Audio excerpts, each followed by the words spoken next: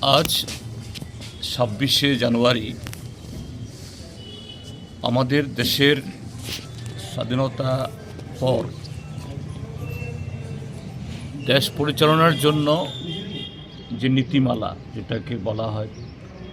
Constitution বা সংবিধান,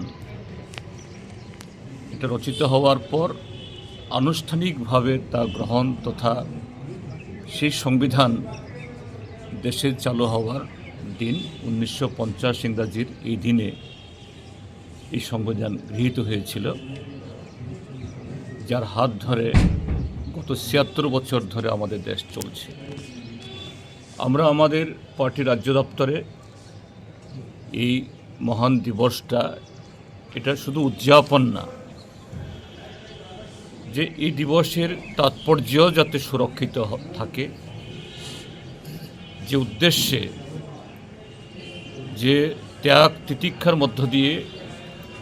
আমাদের পূর্বপুরুষরা, স্বাধীনতার সংগ্রামীরা ২৫০ বছর ব্রিটিশদের হাতে অসংখ্য আত্মবলিদান দেওয়ার পর স্বাধীনতা অর্জিত হয়েছিল, সেই দীর্ঘ লড়াইয়ের ফসল, স্বপ্ন, আকাঙ্ক্ষা, এটাই আমাদের সংবিধানের মূল মর্মবস্তু। তার মূল যে কথাগুলো, উই দি ইন্ডিয়ানস, আমরা ভারতবাসী। সে আমরা কারা? এই ভারতবর্ষের নানা বর্ণের, নানা ধর্মের, নানা ভাষাভাষী, নানা সংস্কৃতির মানুষ। এই যে আমরা, আমাদের ভাষা, সংস্কৃতি, ঐতিহ্য, তার সাথে মিলিয়ে আমাদের এই দেশের যে প্রাকৃতিক হোক বা অন্যান্য সমস্ত কিছুকে সুরক্ষিত রেখে কিভাবে আমাদের দেশকে সারা পৃথিবীর মধ্যে অন্যান্য দেশের সাথে আমরা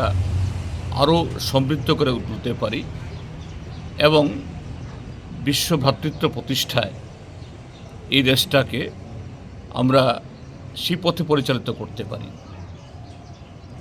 সেই আকাঙ্ক্ষা থেকে বলা হয়েছিল যে আইডিয়া অফ ইন্ডিয়া, অর্থাৎ এই আইডিয়া অফ ইন্ডিয়া এটা বহুত্ববাদী হবে, যুক্তরাষ্ট্রীয় হবে এবং গণতান্ত্রিক হবে। কিন্তু আজকে স্বাধীনতার এই আমাদের সংবিধান গ্রহণের ৭৬ বছর বাদে প্রতিনিয়ত আমাদের এই সংবিধান আক্রান্ত, আমাদের স্বাধীনতার সংগ্রামীদের স্বপ্ন, এটাকে নানাভাবে ব্যাহত করার জন্য আমাদের দেশের যে একটা প্রতিক্রিয়াশীল শক্তি, তাদের মধ্যে কেউ কেউ আবার ক্ষমতার শীর্ষে, তারা এই সমস্ত ধরনের স্বাধীনতা বিরোধী, সংবিধান বিরোধী শক্তির সাথে হাত মিলিয়ে দেশটাকে দুর্বল করছে, সংবিধানকে দুর্বল করছে, অস্বীকার করছে। তো আজকের এই দিন শুধু আমাদের কাছে উদযাপন নয়, আমরা কিভাবে এই সংবিধানকে আরও মজবুত, সুরক্ষিত করব এবং তার হাত ধরে আমাদের স্বাধীনতার সংগ্রামীদের স্বপ্নকে আমরা এগিয়ে নিয়ে যাব, তারই শপথ গ্রহণ করার দিন।